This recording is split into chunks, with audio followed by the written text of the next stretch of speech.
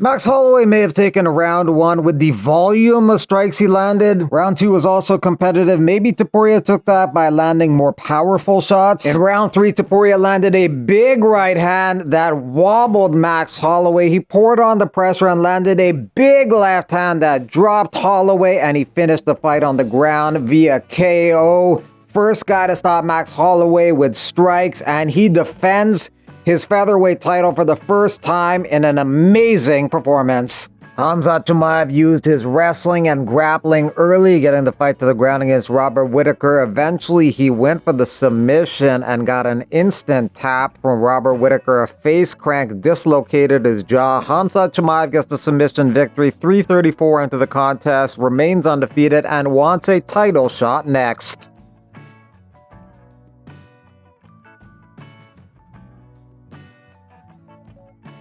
Round 1 between Rakic and Ankalaev was close. Round 2, Ankalaev started to separate himself and took that round. He carried that momentum into round 3. All the judges gave him the last 2 rounds to make it 29-28 on all the scorecards. Ankalaev gets the victory, preserving his #1 contender spot, and will likely take on the champion next, Alex Ferreira, for the belt.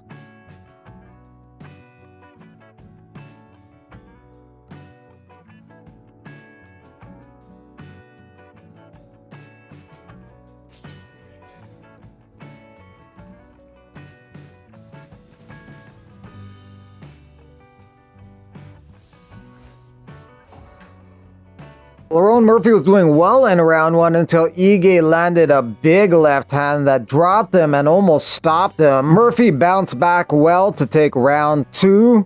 Round 3 was close, but Murphy probably stole that at the end, and all the judges gave it to him, 29-28. He remains undefeated. Perhaps no move up in the rankings though. Murphy was number 12 going into the fight, and Ige was 2 spots below him at number 14.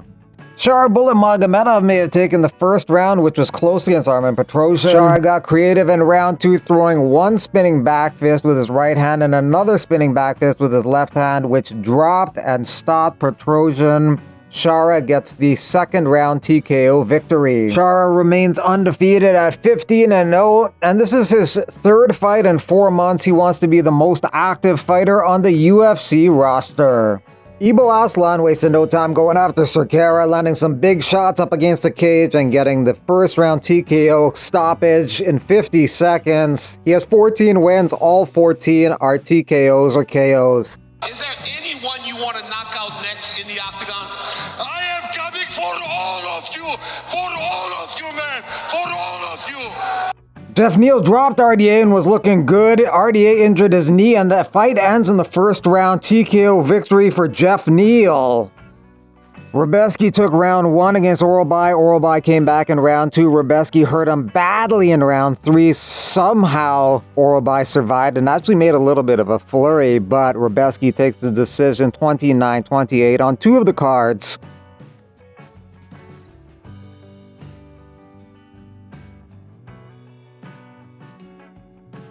Abus Magomedov looked good in round 1. Bruno Ferreira was very timid, but in round 2 that changed. He became very aggressive and hurt Magomedov on the feet, so Magomedov wisely took the fight to the ground in round 3. He got mount, he got the arm triangle choke, he got the tap with under 2 minutes left in the fight. Abus Magomedov via submission round 3. Kennedy Nzechukwu had a successful heavyweight debut against Chris Barnett. Barnett went for a spinning kick and then hurt his leg, and that sped up his downfall as Nzechukwu poured on the pressure with strikes, eventually getting the first round TKO victory. He looked good in his heavyweight debut. Definitely had a huge height and reach edge. Barnett may have actually initially injured his leg jumping during Bruce Buffer's introductions.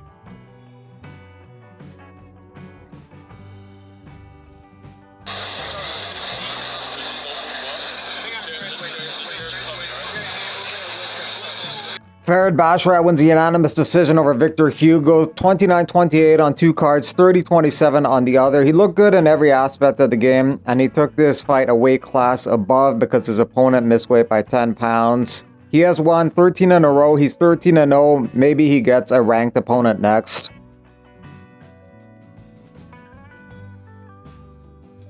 Ismail Naurdiev looked good in his return to the UFC, picking up a unanimous decision win over Bruno Silva, who looked like he didn't even want to be there at times, but Naurdiev looked good in all aspects of the game. His successful return after being out of the organization for 4 years. He last fought there in 2020, went to the regional scene, got the call up to fight Bruno Silva, and wins the unanimous decision, 30-27 on all the cards. Rinat Fakhretdinov won a unanimous decision over Carlos Leal. This fight had a lot of people upset, calling it a robbery. Carlos Leal did very well on 5 days' notice, and the fact that one of the judges gave it 30-27 to Rinat Fakhretdinov enraged a lot of fans even more. It was a good scrap though. The place was empty because it was the first fight of the night. If there was actually fans there, they would have been going pretty crazy.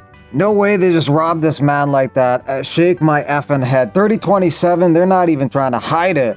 The 30-27 card was given by Judge Haji Muhammad Ali, a name you usually don't see on UFC scorecards, so a lot of people think there's a bias there. Regarding Carlos Leal looking suspicious on the scales, I don't understand how Conor McGregor has to be in the UFC drug testing pool for 6 months before he can fight, but Carlos Leal can come in and fight on 5 days notice on all PEDs.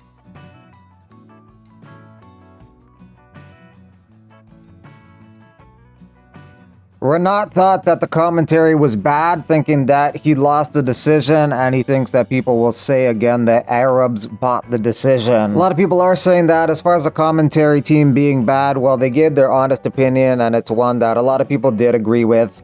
Max Holloway inside the first half of the fight. Robert Whittaker inside the second half of the fight. $500,000 US. Hello, world. Hello, world. We just wrapped up a great podcast. We had a good time. I think you'll find it very interesting and enjoy it. Umar Nurmagomedov versus Song Yadong won't be happening on December 14th in Tampa, so Song Yadong wants to fight on January 18th. Hey Umar, let's fight on January 18th. I like it. If I'm not going to be fighting for the title, it's the best option. So it looks like they both verbally agree to fight January 18th. That's UFC 311. Only fights so far: Almeida, Spivak, Nakamura, Gafarov, and Walker Gushkov. For Umar versus Song, Umar will likely try and take the fight to the ground like he did against Sandhagen. Yadong's a powerful striker with good boxing and a willingness to engage, but he struggled against Piotr Yan's wrestling, which may be a bad sign against Umar. Umar will try and pressure and close the distance. Song will try and use his footwork and striking to keep Umar at bay and avoid getting taken down. If he can keep the fight standing, he could win by KO or decision, but he'll have to create space and control the distance and avoid Umar's grappling, and most people think he can't do that, so Umar is a significant favorite. At ADXC 6 Grappling, Bontarine won a decision over Muhammad Makayev. A loss by split decision at the grappling event against a very tough opponent. He had a better plan. Congratulate him and his team. Another 15 minutes of experience.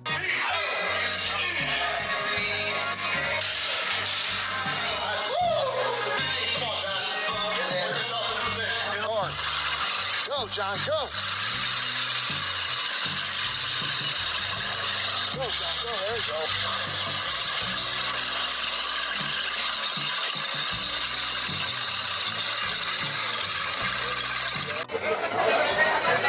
Chama! Gabriel. Chama, essa máscara é melhor que dá pra comer, né? Ó. Agora eu aqui, ó, tem que tirar a máscara. Lascou. Chama.